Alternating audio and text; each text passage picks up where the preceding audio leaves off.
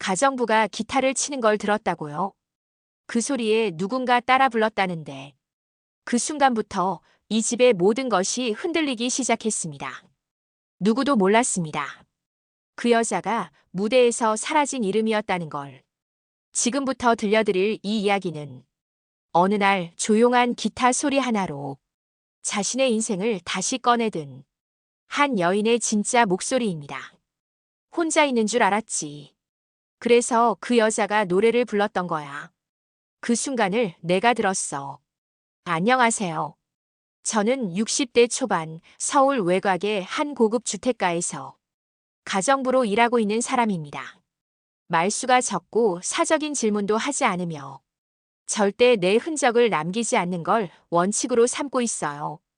그 집은 겉으로 보기엔 평온했습니다. 대기업 임원 출신의 남편과 전업주부인 부인, 유학을 마치고 돌아온 장남, 그리고 어린 막내딸. 저는 아침부터 밤까지 말없이 집을 정리하고 식사를 준비하고 세탁물을 널었습니다.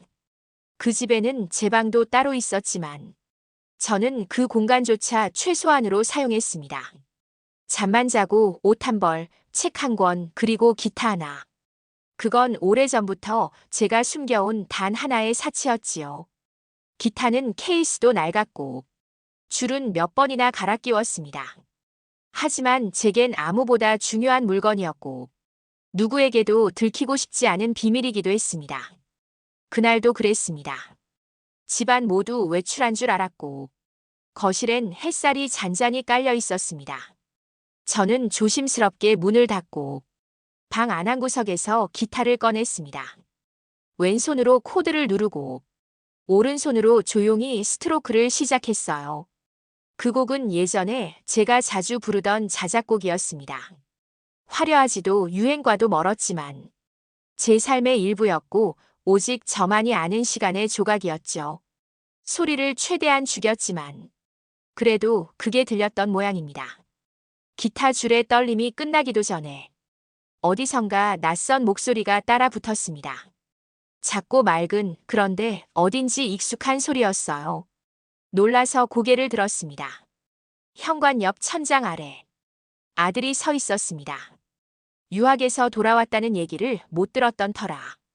그 순간 심장이 크게 요동쳤습니다. 기타를 놓치고 싶었지만 이미 너무 늦은 순간이었습니다. 그는 조용히 웃었고 아무 말도 하지 않았습니다. 그 미소 속엔 놀람도 있었고 어쩌면 관심이라는 게 섞여 있었습니다. 저는 아무 말 없이 기타를 내려두었고 그는 방을 나가면서 기타 잘 치신다고 말하고 나갔습니다. 그날 이후 제 하루는 조금 달라졌습니다. 아무도 말하지 않았지만 그 아이의 눈빛은 달라졌고 가끔은 일부러 부엌 앞을 지나는 듯 했습니다. 그 집엔 수많은 비밀이 있었습니다. 그리고 저 역시 그 중 하나였습니다. 하지만 그날 이후 제 침묵도 조금씩 흔들리기 시작했습니다. 누군가가 내 노래를 듣고 있었다는 사실. 그게 생각보다 더 오래 내 안에 여운을 남기고 있었습니다. 기타를 치신다고요? 가정부가 그 조용하던 분이 다음 날 아침 식탁의 공기가 묘하게 달랐습니다. 무슨 일이 있었는지는 아무도 말하지 않았지만 식구들은 조금씩 서로의 눈치를 보며 아들이 건넨 말의 여운을 더듬고 있는 듯 했습니다. 부인은 조용히 고개를 숙였고 남편은 신문을 펴든 채 신문보다 그 너머의 움직임을 살폈습니다. 막내딸은 눈이 반쯤 감긴 채 오렌지 주스를 마셨고 아들은 아무 말 없이 계란을 집었습니다. 저는 평소처럼 아침상을 치우며 그 어느 때보다 조심스러워졌습니다. 어제 그 아이가 들은 그 노래 한 자락이 어떻게 식탁 위에까지 번졌는지 그건 아무도 말하지 않았지만 모두가 조금은 알아챘던 듯합니다. 일을 마치고 제 방에 들어서자 문 앞에 낯선 종이봉투가 놓여 있었습니다. 가볍고 얇은 아주 정중한 흔적이었고 그 안엔 기타줄과 손편지 한 장이 들어 있었습니다. 한 줄만 나가 있었더라고. 그래서 어제 제대로 못 치신 것 같아서 그렇게 적혀 있었고, 보내는 이의 이름은 없었지만, 굳이 밝히지 않아도 알 수 있는 손글씨였습니다. 그 순간 손끝이 아주 미세하게 떨렸습니다. 그건 오랜 시간 누군가로부터 받아본 처음이자 유일한 마음이었기 때문입니다. 저는 종이를 조심히 접어 책장 사이에 꽂았습니다. 그날 이후 기타는 꺼내지 않았습니다. 마음이 움직일수록 침묵은 더 조심스러워졌습니다. 며칠 후 아들은 일부러 제게 말을 걸기 시작했습니다. 식사 시간이 다 되어서야 부엌으로 들어와 찬장을 열고 접시를 꺼내는 척하다가 어제 기타는 왜 안 치시냐고 물었습니다. 저는 듣지 못한 척 조용히 설거지를 했고 그는 잠시 서 있다가 나갔습니다. 하지만 다음 날 또다시 부엌에 나타났고 다다음 날엔 아예 자신도 기타를 배우고 싶다고 말했습니다. 이 집에서 누군가 저를 쳐다보기 시작한 건 처음이었습니다. 그것이 단지 취미에 대한 호기심인지 아니면 단순한 동정이었는지는 모르겠지만 그 눈빛은 오래도록 날 따라다녔습니다. 며느리는 점점 말을 아꼈고 그녀의 시선은 날카로워졌습니다. 제 방에 들어간 건 아닌데 뭔가를 눈치챈 것처럼 사소한 질문들을 하나씩 흘렸습니다. 예전엔 무심하던 가족들이 하나둘 나를 의식하기 시작했고 그건 동시에 내가 더는 이 집의 배경으로 남을 수 없다는 뜻이기도 했습니다. 하지만 나는 아직 이들에게 나를 밝힐 생각이 없었습니다. 이 집에서 해야 할 일은 아직 남아 있었고 그 끝은 내가 정하고 싶었습니다. 그 여자가 음악대 출신이라고요? 그 말 누가 퍼뜨린 걸까요? 며느리가 처음 그 말을 꺼낸 건 아침 식탁 위가 아닌 세탁실이었습니다. 남편 셔츠 주름을 다리고 있던 제 옆에 묘하게 가라앉은 목소리로 물었습니다. 예전에 음악 관련된 일 하신 적 있냐고. 저는 고개를 들지 않았습니다. 그녀는 다시 말했습니다. 그 손놀림, 악보 넘기듯 정교하다고. 괜히 궁금해졌다고 말했습니다. 그 순간 내가 이 집에서 얼마나 조심했는지, 그 조심들이 얼마나 얇았는지 한꺼번에 허물어지는 느낌이 들었습니다. 저는 아무 대답도 하지 않았습니다. 그녀는 조용히 돌아섰고 그날 이후 제 방문 앞엔 가끔 누군가의 발소리가 머물렀습니다. 며칠 후 집에 혼자 남은 날 방문을 열고 들어간 사람은 며느리였습니다. 그녀는 제가 외출 중일 거라고 생각했는지 아니면 일부러 그런 건지는 모르겠습니다. 서랍이 열려 있었고 기타 케이스는 반쯤 드러나 있었습니다. 그리고 그 옆, 나도 까맣게 잊고 있던 오래된 졸업 앨범이 놓여 있었습니다. 내 얼굴 아래 분명히 적혀 있었겠지요. 서울예술대학교 실용음악과 작곡 전공. 그 순간이 지나고 난 뒤 저는 그 집 식구들의 시선을 명확히 느끼기 시작했습니다. 아들은 말을 아꼈고 막내딸은 자주 내 방 앞에서 맴돌았습니다. 부인은 이상하게 조용해졌고 남편은 오히려 더 큰 소리로 뉴스를 틀었습니다. 나는 그 조용한 소란 속에서 내가 여전히 이 집의 가정부라는 사실만 더 확실히 다짐했습니다. 과거는 과거일 뿐이었습니다. 나를 알아본다고 해도 그들은 나를 이해할 수는 없을 것입니다. 내가 이곳에 들어온 이유, 누구도 아직 모릅니다. 그들이 잊은 한 사람, 나는 아직도 기억하고 있으니까요. 그리고 그 기억은 기타보다 더 날카로운 진실의 줄을 타고 다시 울리기 시작했습니다. 그 집 가정부로 들어간 게 우연이었다고요?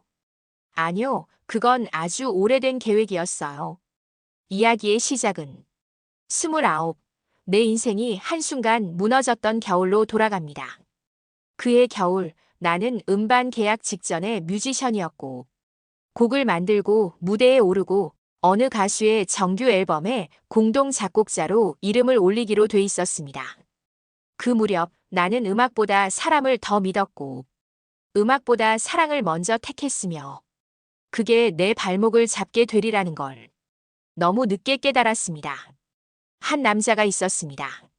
사회적으로 존경받는 사람이라고 했고 예술 후원을 한다는 말에 나는 아무 의심 없이 그의 소개로 오디션에 들어갔고 그의 부탁으로 그의 집에 몇 번 드나들었습니다. 그 집, 바로 지금 내가 가정부로 일하고 있는 그 집이었습니다. 그땐 몰랐습니다. 그의 관심이 단지 음악이 아니었다는 걸. 그가 내 가능성이 아니라 내 상황을 보고 있다는 걸. 한겨울 술자리가 끝난 늦은 밤. 그는 내게 계약을 맺기로 손을 뻗었고 나는 그 손을 뿌리친 대가로 계약도 기회도 이름도 잃었습니다. 소문은 빠르게 돌았고 나는 음악계에서 조용히 사라졌습니다. 누구도 나를 부르지 않았고 어느 누구도 내 손을 잡아주지 않았습니다. 그렇게 10년이 넘는 시간이 흘렀습니다. 다시는 그 사람과 그 집과 어떤 연도 맺고 싶지 않았는데 세상은 때때로 이유 없는 순리를 가장한 기회를 주곤 했습니다. 그 집에 가정부 자리를 구한다는 광고를 버스 안신문에서 봤을 때 내 손은 먼저 움직였습니다. 그건 망설임이 아니라 차가운 확신이었습니다. 이름도 바꿨고 이력도 지웠습니다. 나를 기억할 리 없는 그 사람 앞에 나는 조용한 중년의 가정부가 되어 섰습니다. 부인은 여전히 무심했고 남편은 날 알아보지 못했습니다. 그 눈빛엔 여유와 자만만 가득했고 아들은 그때의 기억을 아예 모르는 눈치였습니다. 그 모든 걸 확인한 순간 나는 이 집에서의 역할을 정했습니다. 말없이 아무 흔적도 남기지 않고 단 한 줄의 음악으로 그 사람의 기억을 다시 흔드는 것. 그게 내가 이 집에 들어온 진짜 이유였습니다. 아들이 그 가정부를 2번 쳐다봤다고. 그 집안에선 그게 문제였어요. 며느리는 변화를 빠르게 감지하는 사람이었습니다. 언제나 단정하고 조용했지만 그 속엔 날 선 경계가 자리하고 있었고 그녀는 그 경계 안에 누구도 들이지 않으려 했습니다. 아들이 부엌 앞에 서는 횟수가 늘어났고 식탁에 앉아서도 내 쪽을 바라보는 시간이 길어졌습니다. 그는 묻지 않았고 나는 대답하지 않았습니다. 하지만 그 사이 무언가 설명되지 않는 분위기가 자라나고 있었습니다. 그날도 그랬습니다. 저녁 식사가 끝난 뒤 아들이 조용히 제 방 앞에서 기타를 건네며 다시 한번 알려달라고 했습니다. 저는 기타를 받아들었고 잠시 그의 손등 위로 내 그림자가 겹쳤습니다. 그 짧은 순간을 누군가 지켜보고 있다는 걸 나는 직감처럼 알아챘습니다. 그리고 그날 밤 부인의 호출을 받아 거실로 나갔습니다. 그녀는 말없이 앉아 있었고 며느리가 옆자리에 있었습니다. 두 사람은 아무 말 없이 식탁 위에 놓인 낡은 앨범 하나를 꺼내 보였습니다. 그 안에는 내가 잊었다고 믿었던 졸업 공연 사진이 있었고 한 장은 그 집 마당에서 찍은 것이었습니다. 나는 조용히 앨범을 덮었습니다. 그들의 표정에 비난은 없었지만 확실한 의심과 불편함이 스며 있었습니다. 며느리는 조심스럽게 말했습니다.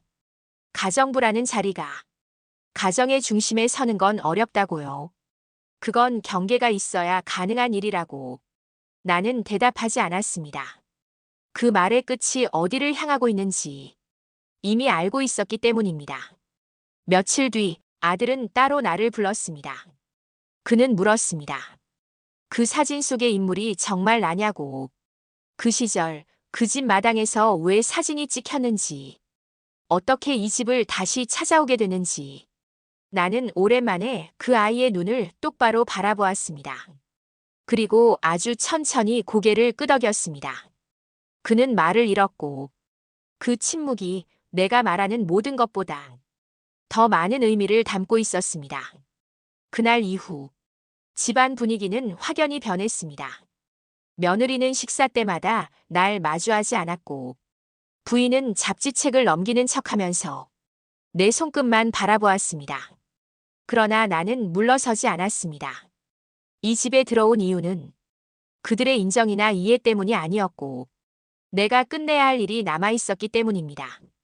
아들은 기타를 다시 내게 맡기며 그 곡을 꼭 한번 끝까지 듣고 싶다고 말했습니다.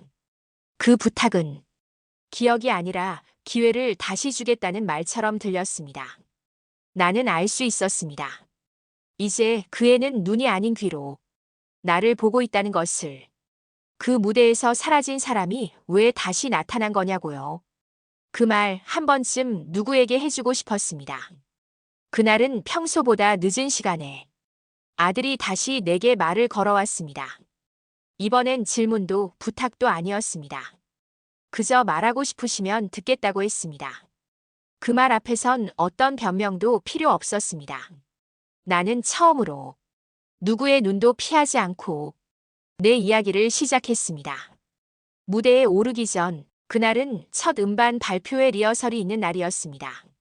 낮에는 방송국 녹화가 있었고 밤엔 후원자들과의 만찬이 예정되어 있었죠. 그 자리는 기회라기보다 시험장이었고 나는 그 안에서 웃고 맞장구 치고 온갖 말들 사이에서 음악을 설명해야 했습니다. 그중 한 사람, 그 집의 가장, 이 집의 주인이 그 자리에 있었습니다. 그 사람은 오래전부터 내 연주에 관심을 보였고 대학 시절 공연장마다 얼굴을 비추곤 했습니다. 그 관심은 어느 순간부터 도움을 가장한 간섭으로 바뀌었고 나는 그걸 모른 채 감사함으로만 받아들였습니다. 그러다 그날 밤 만찬이 끝나고 차를 마시던 그 자리에서 그는 조용히 제안을 했습니다. 계약 조건을 바꾸자고. 대신 다른 무대와 사람들을 소개해주겠다고. 그 순간 나는 알았습니다. 내가 선택받은 게 아니라 내가 필요했던 것뿐이었다는 걸. 그 자리에서 돌아선 뒤 기획사에서 연락이 끊겼고 악보는 반려됐으며 내 이름은 빠르게 지워졌습니다. 내가 먼저 포기한 것도 있었지만 나를 떠나간 것들이 훨씬 더 많았습니다. 그 후로 음악은 나에게 생계가 아닌 숨겨야 할 기록이 되었습니다. 그러다 그 집에 들어가게 되었을 때 처음엔 한 달만 버티자고 다짐했습니다. 기억하지 못할 거라 생각했고 설령 알아본다 해도 이젠 다 잊었을 거라 여겼습니다. 하지만 아니었습니다. 기억보다 오래 남는 것이 소리라는 걸 나는 알게 되었고 누군가가 내 음악을 따라 부르던 그 순간 내 안에 남은 것들이 흔들렸습니다. 아들은 조용히 듣고 있었습니다. 단 한마디도 끼어들지 않았고 내 마지막 말이 끝났을 때 그는 조용히 기타를 가져다 놓고 한 곡만 다시 한번 들려주실 수 있겠냐고 물었습니다. 나는 대답 대신 줄을 조율했습니다. 그날 밤 나는 오래된 손가락으로 내 인생의 가장 조용한 연주를 시작했습니다. 가정부 연주 영상이 10만 뷰라고요. 그 집 식구들이 제일 먼저 얼굴 굳혔습니다. 그날의 연주는 아주 조용했지만 그 침묵 안에 모든 시간이 담겨 있었습니다. 아들은 내 앞에 조용히 앉아 있었고 나는 단 한마디도 하지 않은 채 오래된 코드 하나하나를 손끝에 실었습니다. 그가 그 순간을 녹화했다는 건 며칠 후에야 알게 되었습니다. 작은 휴대폰 화면으로 촬영된 짧은 영상. 아무 장식도 설명도 없이 그저 기타 한 대와 중년 여인의 손만 보이는 화면이었습니다. 그 영상이 어떻게 퍼졌는지는 아직도 모릅니다. 아들이 올렸다는 말도 없었고 그가 직접 공유했다는 흔적도 없었습니다. 하지만 어느 날 내 연주 영상이 인터넷에 올라와 있었고 댓글란엔 익숙한 곡이라는 말들과 함께 한때 그 곡을 부르던 가수의 이름도 등장했습니다. 그 시절 내가 만들었던 곡, 단 한 번 방송에 나갔다가 계약 문제로 전부 지워졌던 그 노래가 기타 하나에 실려 다시 떠오른 것이었습니다. 그 사실을 처음 발견한 건 며느리였습니다. 그녀는 식사 시간 내내 입을 다문 채 밥을 뜨고 있었습니다. 하지만 젓가락이 멈추는 순간마다 내 얼굴을 곁눈질로 확인하는 걸 나는 놓치지 않았습니다. 그리고 마침내 그녀는 무릎에 손을 올리고 조용히 말했습니다. 이 집 이름이 이 집 남편의 성이 검색어에 뜨고 있다고. 그녀는 더 이상 돌려 말하지 않았습니다. 그 연주가 무슨 의미를 가지게 될지, 그게 어떻게 과거를 들춰낼지 모두가 예상하고 있었습니다. 하지만 그 누구도 내게 멈추라고 말하지 않았습니다. 다만 그 시선을 견디는 일은 오롯이 내 몫이 되었습니다. 며칠 후 복지관에서 열린 작은 음악 발표회에 아들이 함께 가자고 했습니다. 연습 삼아 연주해 보시라고. 그 자리가 괜찮을 것 같다고 그는 아주 조심스럽게 권했습니다. 나는 망설였지만 무대는 복지관 강당이었고 관객은 어르신들과 아이들 뿐이었습니다. 그곳이라면 내 이야기를 음악으로만 들을 수 있을 거라 생각했습니다.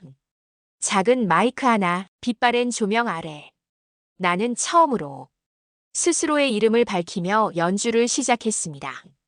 그날 관객 중 한 명이 내 연주 장면을 짧게 찍어 SNS에 올렸고 그 영상이 첫 번째 영상과 겹쳐졌습니다. 이름 없는 가정부 그리고 사라졌던 작곡가. 그 두 존재가 처음으로 연결된 순간이었습니다. 가정부가 무대에 선다고요? 그 소식에 가장 당황한 사람은 그 집 남편이었습니다. 지역 문화센터의 정기음악회. 아들이 조용히 신청서를 냈고 이름 대신 무명 작곡가라고 써서 낸 출연자 명단. 그 아래 나는 오래전 스스로 버렸던 기타를 다시 들었습니다. 행사 전날. 그 집은 이상하리만큼 조용했습니다.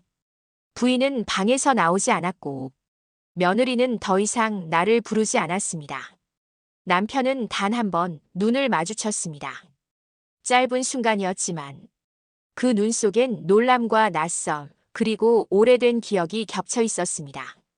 무대는 작은 홀 안에 설치되어 있었습니다. 아들은 조용히 무대 뒤에서 기다렸고 나는 단정한 셔츠를 입고 오래된 기타를 손에 쥐었습니다.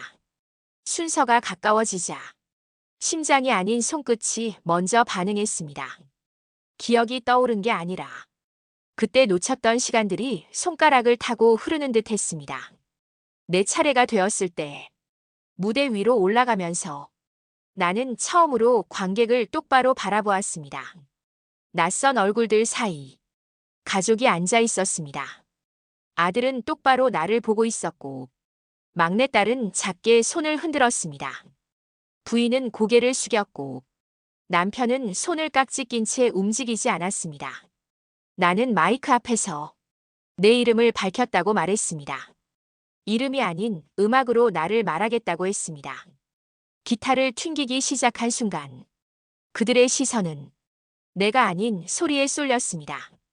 코드는 단순했지만 거기에 실린 시간은 누구도 부인할 수 없었습니다.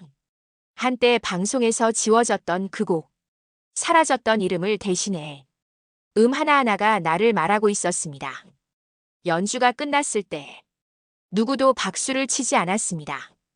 한동안 정적이 흘렀고 그 다음에야 조용한 손뼉이 퍼졌습니다. 가장 먼저 박수를 친 사람은 며느리였습니다. 그녀는 말없이 일어나 천천히 고개를 숙였고 그 모습은 조용한 사과처럼 느껴졌습니다. 그날 밤 집으로 돌아오자 방문 앞에 작은 종이봉투가 놓여 있었습니다. 안에는 흰 봉투 한 장, 그리고 짧은 메모가 있었습니다. 당신의 음악을 이 집에 다시 들릴 준비가 되었다는 말, 그리고 더 이상 가정부라는 이름으로 당신을 부르지 않겠다는 말. 나는 그 종이를 서랍에 넣었습니다. 그리고 조용히 기타 케이스를 닫았습니다. 그 이후로 나는 다시는 무대에 서지 않았습니다. 하지만 내 음악은 이제 아무도 내리지 못했습니다. 이름을 말하지 않아도 사람들은 내가 누구인지 알기 시작했고 그 집에선 더 이상 내가 그냥 직원이 아니게 되었습니다. 그날 이후 나는 더는 숨어 있지 않았습니다. 내가 묵묵히 기타를 들었던 이유는 무대 때문도 복수 때문도 아니었습니다. 그저 한 번쯤은 내 이름으로 살아보고 싶었던 것. 그게 전부였습니다. 사라진 이름으로 살아온 시간. 그 침묵을 음악으로 이겨낸 그녀의 이야기를 들어주셔서 감사합니다. 기타 하나로 경계를 넘고 단 한 곡으로 자리를 되찾은 이 여인의 삶이 당신의 마음에도 오래 울렸기를 바랍니다. 이런 이야기 놓치지 않으시려면 지금 구독 버튼 눌러주세요.